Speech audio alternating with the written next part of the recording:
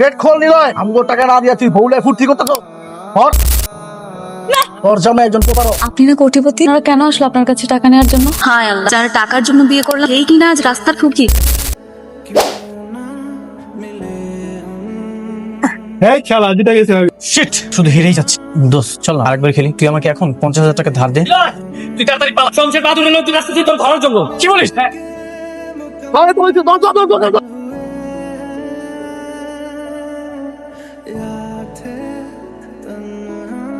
ভাই আমাকে ছেড়ে দেন, আমি আপনার সব টাকা দিয়ে দিব।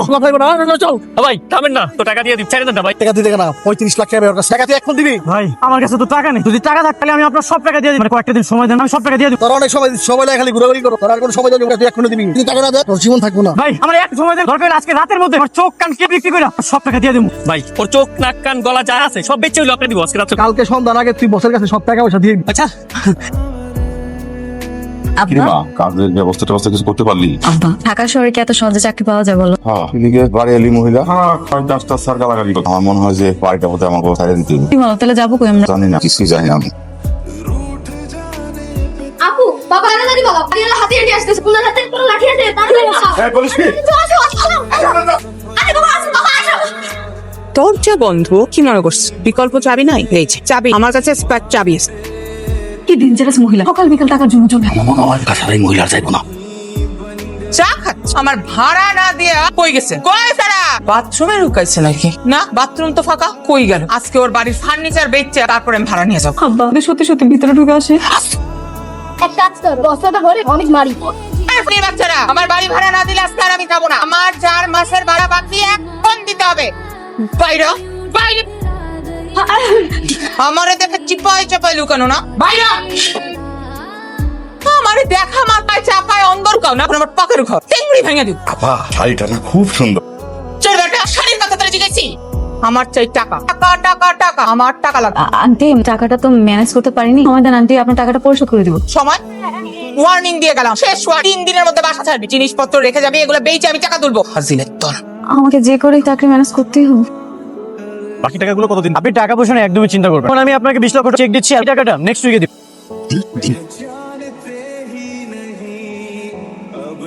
তোমার অ্যাকাউন্টে 20 টাকাও নাই, তুমি তারে 20 লাখ টাকার চেক দিছো। থাকো না হলে কিন্তু মারি খাওয়া লাগবে। মালপত্রগুলো একটু ঠিকঠাক মতো দিন। সময় মতো টাকা পেয়ে গেলে মালামাল নিয়ে কোনো ঝামেলা হবে না। কোটি কোটি টাকার বিজনেস 10-20 লাখ টাকা তো আমার কাছে কোনো বিষয়ই না। ঠিক আছে, তাহলে কথা ওইটা রইল।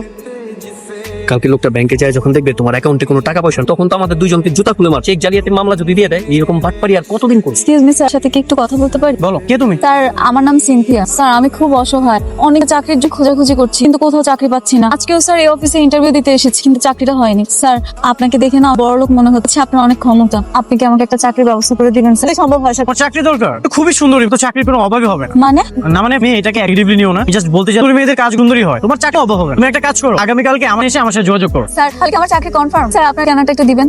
ও নিজেরই তো থাকার খবর ঠিকানা, তুমি আবার অফিস মনে হচ্ছে। মানে স্যার আমি বলছিলাম যে না দিলে আমি অফিসে যাবো কি? তুমি একটা কাজ করো, আমি আসলে আগামীকাল খুব ব্যস্ত থাকবো বিভিন্ন প্রজেক্টের কাজে। তুমি তোমার নাম্বারটা আমাকে দাও, আমি তোমার সাথে যোগাযোগ করবো। হ্যাঁ স্যার 01। স্যার আমি কিন্তু ফোন দিব স্যার।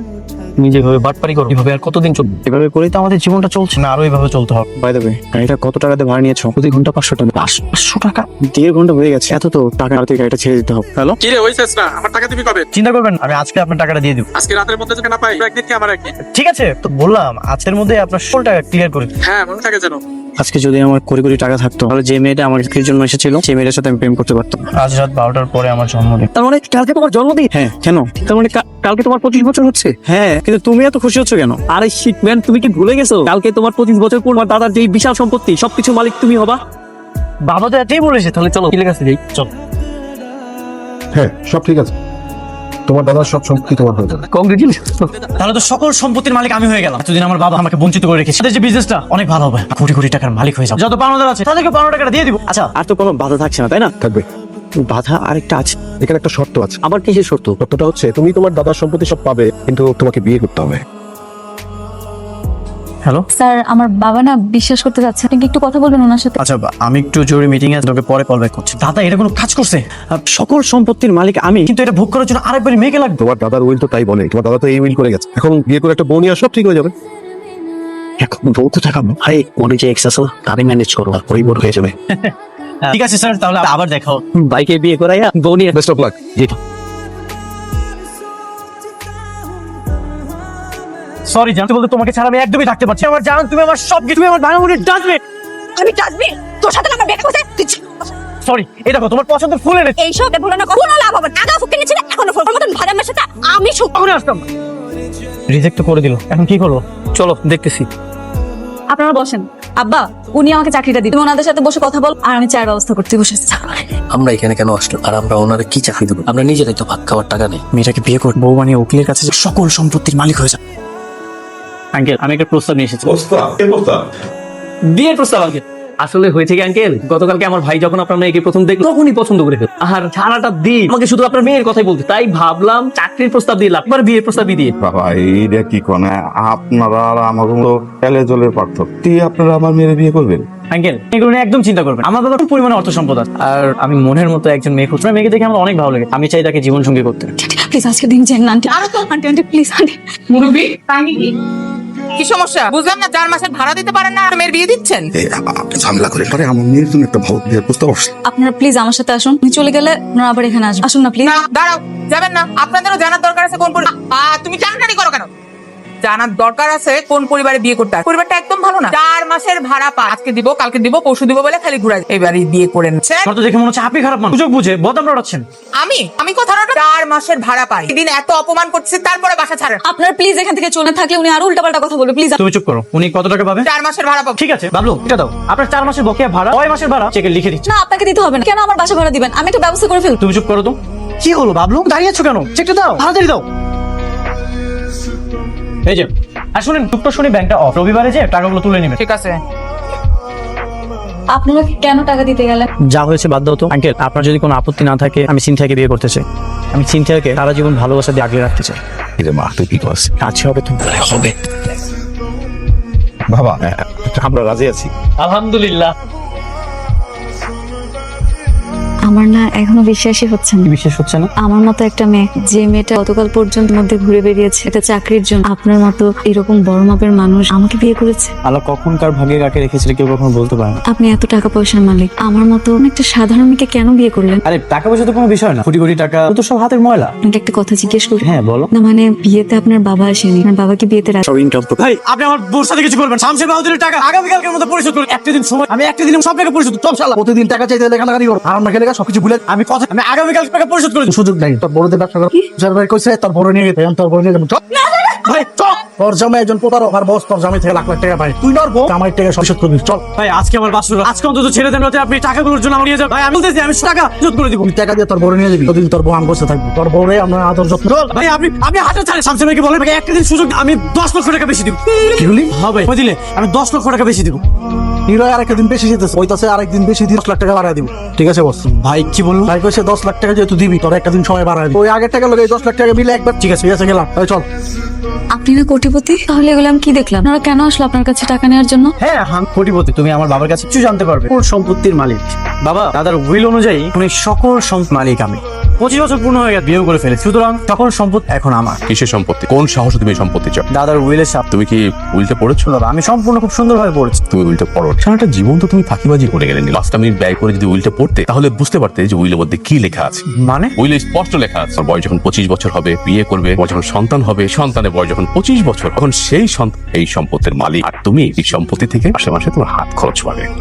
মানে তুমি এসব কি বলছো বাবা? আমার কথা যদি তোমার বিশ্বাস না হয়, তুমি তোমার উকিলের সাথে কথা বলতে পারো। তোমার দাদা এমনি এমনি তোমাকে সম্পত্তি দিয়েছে, যেমন আমাকে দিয়েছে। আমি এখন মাসে মাসে তুমি তো দলিলের প্রথম লাইনটা পড়েই বিয়ে করে ফেলেছো। বিয়ে করে মেয়ের জীবনটা ধ্বংস করে দিয়েছে। এই মেয়ে তোকে জেনে শুনে বিয়ে করেছো? হ্যাঁ বাবা, ও আমাকে জেনে শুনে বিয়ে করে। তুমি আমাকে যে সুযোগটা কখনো দাওনি, ও আমাকে সেই সুযোগটা দিয়েছে। ভালো হয়ে যাওনি নয়, শৃঙ্খল জীবন থেকে ফিরে এসো। যদি ভালো হয়ে যাও তাহলে তোমাকে এখানে আসতে, আমি তোমার কাছে গিয়ে ওই সম্পত্তি ফিরিয়ে দিয়ে আসবো। হায় আল্লাহ, যার টাকার জন্য বিয়ে করলাম কিনা আজ রাস্তার ফকির। তুমি আমাদের ঠকিয়েছো, ওর বাটপার আমাদের সাথে না করলেও পারত। বাবা আপনি ভুল বলছেন, সকল সম্পত্তি তো আমার নামে উইল করে। এবার আর কিছু আছে নাকি? আর দিন আমরা সংসার করলে ঠিকঠাক হয়ে যাবে। কিভাবে করবো সংসার? বাসরাতে তোমার পাওনাদার আমাকে তুলে নিয়ে যায়, আর এইদিকে আমাদের বাড়িওয়ালা সেটার টাকার কথা। আজকে যদি ব্যাংক থেকে টাকা তুলতে না পারে, আবার আসবে না, চলে আসছে। বাট আমি ভাবতাম আগে ফ্যামিলি বাট, এখন থেকে বাপরে স্কয়ার এসে আমার ব্যাংকে একটু প্রবলেম হচ্ছে, টাকাগুলো আটকে গেছে। ব্যাংক থেকে বলে দিছে এই টাকাই নেই। আর কথা বলে ভাবনাস কোটিপতি না। না মানে আমার বাবার সাথে একটু ঝামেলা হয়েছে, তো জন্য আমার বাবা আমাকে টাকা দিচ্ছে। আপনি একদমই চিন্তা করবেন, আপনার ভাড়াগুলো পরিশোধ করে দেওয়া। এই চেকের মাধ্যমে আপনি ব্যাংক থেকে টাকা তুলতে পারবেন। কোনো টাকা না, শোনেন, বাসা ছেড়ে দিবেন, টিচার গুলা রেখে যাবে। এই বাসা আমি আর ভাড়াই দিব। আমি আমার বাড়িওয়ালাকে ম্যানেজ করতে পারবো। তোমার পাওনাদারের টাকা কিভাবে পরিশোধ করবে? আমি আবার বাবার কাছে যাব। বাবা। তুমি তুমি আবার আসছো? হ্যাঁ বাবা, আমি এসেছি। কি বলবে বলো, আমাকে আবার অফিসে যেতে হবে। আমি তোমাকে রিকোয়েস্ট করি, তুমি আমাকে শেষবারের মতো ভালো একটা সুযোগ তোমাকে তুমি সুযোগ দিয়ে বাবা। আমি অনেক ঋণগ্রস্ত, তারা আমাকে সবসময় তারা দিচ্ছে। প্লিজ বাবা, একটা ব্যবস্থা করে দাও। তোমাকে কথা দিচ্ছি, তুমি আমাকে যে কাজ দিবে কাজে আমি মনোযোগ সহকারে করব। এখন নিলয়, তোমার ঋণ তোমাকেই পরিশোধ করতে হবে। এখানে আমার কিছু করার নেই। তুমি আর কিছু বলবে? তুমি এতটা পাশান, তুমি সবসময় আমাকে ভুলে শাস্তি দিও, তখন আমাকে ক্ষমা করে দিয়ে আমাকে তো একটা সুযোগ দাওনি। নিলয়, তোমার এই উচ্ছৃঙ্খল জীবনকে আমার কাছ থেকে দূরে সরিয়ে রেখে তুমি কখনো আমাকে সুযোগ দিয়েছো আমার ভুলগুলোকে শুধরে আমাকে একটা বার সুযোগ দিতে, আমাকে ভালো হওয়ার। তুমি সবসময় আমাকে ভুলে শাস্তিটা, কখনো তুমি আমার ভালোই চাও। তোমার মাঝে মাঝে কি মনে হয় জানো, আমি তোমার আপন কেউ ভালো ঠিক। বাবা কিছু টাকা দিলে তো একটা ব্যবস্থা করা যেত। কি করবো কিছুই বুঝতে পারছি না, সব দোষ আমার। প্রথমে আমি আমার জীবনটা নষ্ট করে তারপর তোমাকে বিয়ে করে। না না, এখানে তোমার কোনো দোষ, ভাগ্যে যা লেখা ছিল তাই হয়ে। আমি তো ভাবছি কিভাবে এখান থেকে উঠা যায়। আচ্ছা, আমাদের কি এখান থেকে উঠার আর কোনো উপায় নেই? নিশ্চয়ই উপায় আছে। আমি বাসাতে কইছিলাম তোরা আমার কাছে দিয়ে টাকা পরিশোধ করতে বেশি সময় লাগবে না। নিলয়, তুই তো রাজি হইলি না। আপনি আমার সাথে যা ইচ্ছা করেন, কিন্তু আমার ওয়াইফকে ছেড়ে দেন। টানলে মাথায় জানো, কাট টানছি, উল্টানো, নাক টানো, মারো কত কিছু টানো। এইবার দেখো মাথাটা কোন জায়গায় যায়। মানে জান আপনারা মাথা তোর বাপের মাথা, তোর বাপের খবর দিস 35 লাখ টাকা, আর কিছু সময় যে 5 লাখ, ওই যে একবারে সস্তা 10 লাখ, টোটাল 50 লাখ টাকা। বাপে 50 লাখ এটা পাইবো, তোরা পাইবো না। বাবা আপনার টাকা কখনোই দিবেন, আমার সাথে যা ইচ্ছা করো, আমার ওয়াইফকে ছেড়ে দেন। তো কোনো অপরাধ নেই, আমি তো আপনার টাকাটা দিতে পারছি, আপনি আমাকে মেরে ফেলেন, কষ্ট দিয়েন না। তোর মেরে ফেলে টাকা দিব, আর আবার তোর লাগবে টাকা। ভাই আপনার শুধু কি বেঁধে রাখছেন, বাবা কখনোই আপনাদেরকে টাকা দিবে না। সত্যিই তো বাবা, সেটা কিভাবে সম্ভব? এখানে পুরো 50 লাখ। নিলয়কে ছেড়ে দাও। অবশ্যই ছাড়বো, টাকাটা চেক দিলি। Thank you uncle. এখন আপনার ছেলে এবং বৌমাকে নিয়ে যেতে পারেন। ভবিষ্যতে সমস্যার বাদ নিয়ে এটা আপনার ছেলেকে বুঝিয়ে দিবেন। এই বানকল, ঠিক আছে? এই তোরা আয়। আসো। বাবা শেষ 10 বছরকে 10টা টাকাও দাম, আর আজকে তুমি আমাকে উদ্ধার করতে গেছো 50 লক্ষ টাকা নিয়ে। নিলয়, তোমার কি মনে হয় আমি তোকে ভালোবাসি না? আমি এত কঠিন হৃদয়ের মানুষ। তোমাকে আমি ভালো করার জন্য আমি লক্ষ লক্ষ টাকা তোমার হাতে দিয়েছি। আমি চেয়েছি যে আমার এই ব্যবসা সমস্ত কিছু তুমি দায়িত্ব নাও, কিন্তু সেটা তুমি নাওই নেই। বরং সেই টাকা দিয়ে তুমি জুয়া খেয়ে শৃঙ্খল জীবন যাপন করে তুমি আজকে যে ব্যবসায় দাঁড়িয়ে তুমি এত বড় প্রতিষ্ঠিত হয়েছো, তুমি কি মনে করো যে সেই ব্যবসা তুমি নিজের চেষ্টায় করেছো? তার পিছনে তোমার বাবা নিধন থেকে তোমাকে সাহায্য করে। আমি আমার বন্ধু বান্ধবদের যাদেরকে বলে দিয়েছি আমার ছেলেটাকে একটু হেল্প করো, তুমি তাদের কাজে ওয়ার করাতে সেই টাকার অ্যাডভান্স নিয়ে তুমি জুয়া খেল। আমি সব জানি, তারপরও আমি সহ্য করেছি যে একদিন আমার নির্ভয় ভালো হবে। আমি প্রতীক্ষায় ছিলাম। আমি কি মনে করো যে কিছুই জানি না? আমি গোপন উপর সমস্ত ঋণ পরিশোধ করেছি 10 বছর, সরাসরি তোমার টাকা দেয়নি। একটাই কারণ, শেখানো। নিলয়, বাবা কিন্তু ঠিকই বলেছে, এখনই সময় তোমার কিছু একটা করার।